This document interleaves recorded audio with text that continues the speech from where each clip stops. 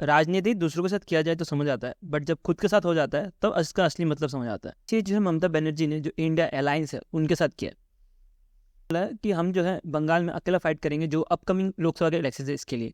ये लोकसभा के इलेक्शन जैसे आपको पता होगा कि अप्रैल और मई के बीच में होने वाला है। देखेंगे कि ममता बनर्जी ने ऐसा क्यों किया और इंडिया अलायंस के बारे में पूरे बातें समझेंगे, कैसे ये 28 पार्टी एक साथ जुड़ी। उससे पहले 2019 का जो जनरल इलेक्शन था उसका थोड़ा रिजल्ट दिखाना चाहूँगा। इसमें बीजेपी ने जो सीट जीती थी वो 303 जीती थी और जो सेकंड लार्जेस्ट पार्टी थी वो बनी थी कांग्रेस 52 सीट लेके। लेकिन ये जो है लीडर ऑफ अपोजिशन नहीं बन पाई बिकॉज ऑफ जो फर्स्ट स्पीकर ऑफ लोकसभा थे एक रूल फॉर्म किया था जिसमें बोला गया था कि largest opposition party must have strength at least 10% of the total strength of the house. Lok Sabha में जो सीट्स होते हैं वो 552 मतलब कि 552 होते हैं, तो उसमें से 10% निकाले तो कम से कम 56 सीट होनी चाहिए अगर आपको लीडर ऑफ अपोजिशन बनना है तो। लेकिन कांग्रेस जो है सेकंड लार्जेस्ट पार्टी होने के बाद भी ये फिल नहीं कर पाई। इसी की वजह से जो बीजेपी 303 सीट जीती है 2019 में वो इस बार ना हो पाए 2024 में। इसी की वजह से तो नीतीश कुमार है और कुछ 15 और रिलीजन पार्टी जुड़ के एक अलायंस फॉर्म किया। बोला कि हम जो है बीजेपी के अगेंस्ट एक साथ फाइट करेंगे। एक साइड फाइट करने का मतलब ये नहीं है कि इनकी जो आइडियोलॉजी है वो सेम है, बट इनका ये मानना था कि the enemy of my enemy is my friend.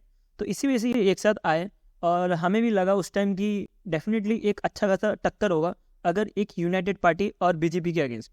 साथ ही ममता बनर्जी का ये कहना था कि all party should work together if they want to defeat BJP. अगर बीजेपी को हराना है तो सारे पार्टी को एक साथ चलना पड़ेगा।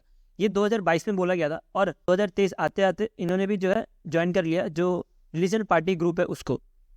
इसके बाद जुलाई 19 2023 में सेकंड मीटिंग हुआ जिसमें 10 पार्टी और जुड़ गई और टोटल बन गई 26 पार्टी की अलायंस। मीटिंग हुआ था बेंगलुरु कर्नाटका में और इसको जो चेयर कर रहे थे वो सोनिया गांधी जी कर रहे थे और जिसने ये अलायंस चालू किया था उन्हीं को बाहर कर दिया।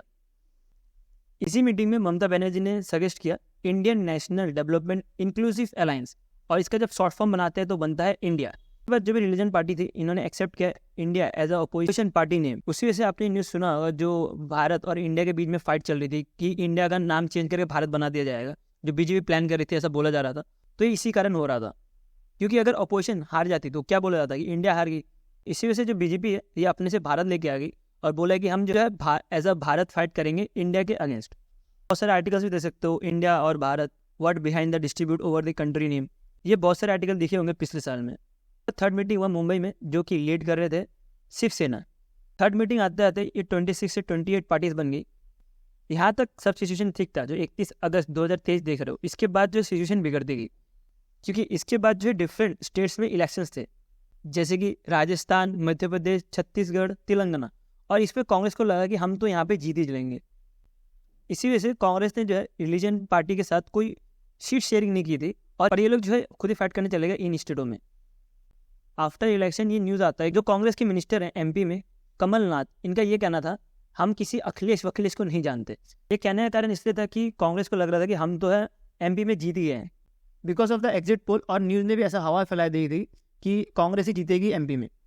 इसी अखिलेश वखिलेश के स्टेटमेंट में जो अखिलेश जी हैं इन्होंने भी एक कमेंट किया lotus resort to Kamal Nath. Exit poll छोड़ो, उसके बाद जब रिजल्ट आया उसमें पता लगा कि जो कांग्रेस है वो तेलंगाना में जीती, बाकी जो स्टेट्स है जैसे छत्तीसगढ़, मध्य प्रदेश और राजस्थान यहाँ उसमें बीजेपी की जीत हुई। इसके बाद जो टीएमसी के चीफ है ममता बनर्जी, इनका ये कहना था लैक ऑफ सीट शेयरिंग की वजह से ही जो कांग्रेस हारी है। और अखिलेश यादव जो कि समाजवादी पार्टी के, इनका भी ये कहना था कि defeat of Congress not the people. यहीं से जो दूरियाँ थी वो बढ़ती जा रही थी। इसके बाद जो इंडिया अलायंस को लीड कर रहे थे लार्जेस्ट पार्टी कांग्रेस और जो दूसरे पार्टीज थे उनके बीच में दूरियाँ बढ़ती गई। फिर जो फोर्थ इलेक्शन होने वाला था वो दिल्ली में होने वाला था दिसंबर 19 में, लेकिन इसमें भी कुछ कंक्लूजन निकल नहीं पाया कि सीट शेयरिंग कैसी होनी चाहिए। तो इन्होंने डिसाइड किया हम जो सीट शेयरिंग डिसाइड करेंगे वो जनवरी में करेंगे। लेकिन अब जो 13 जनवरी 2024 में जो मीटिंग हुई थी वो वर्चुअली हुई थी। वर्चुअल मीटिंग को स्किप कर दिया था ममता बनर्जी ने। इसके बाद जो भारत जोड़ो यात्रा है इसमें राहुल गांधी ने मणिपुर से चालू किया और ये जो वेस्ट बंगाल के थ्रू भी जाने वाले थे। तो इसमें ममता बनर्जी ने बोला हमें तो इन्वाइट नहीं किया गया इस यात्रा में तो हम क्यों जाएं। अब आप ये सोच रहे होंगे कि मैंने सारा का सारा स्टोरी ममता बनर्जी के आसपास क्यों घुमाते गया, बिकॉज कांग्रेस के बाद जो सबसे बड़ी पार्टी है रीजनल पार्टी वो टीएमसी है। अगर टीएमसी यहाँ से निकल जाती है तो जो इंडिया अलायंस का जो वजूद है वो खत्म हो जाएगा। ये मैं नहीं, राहुल गांधी खुद बोल रहे थे। और अभी कुछ ऐसे सिचुएशन हो गया है कि टिट फॉर टैट जो कांग्रेस ने किया रिलीजनल ग्रुप के साथ कि वो जहाँ पे स्ट्रांग थे उन्होंने खुद ही फाइट करने के बारे में सोचा, सीट शेयरिंग के बारे में नहीं सोची। तो वही चीज़ जो है ममता बनर्जी अभी जो 24 जनवरी 2024 में किया गया है, ममता बनर्जी ने भी बोल दिया कि हम जो है अकेला फाइट करेंगे बंगाल में जो अपकमिंग लोकसभा के इलेक्शन है इसमें।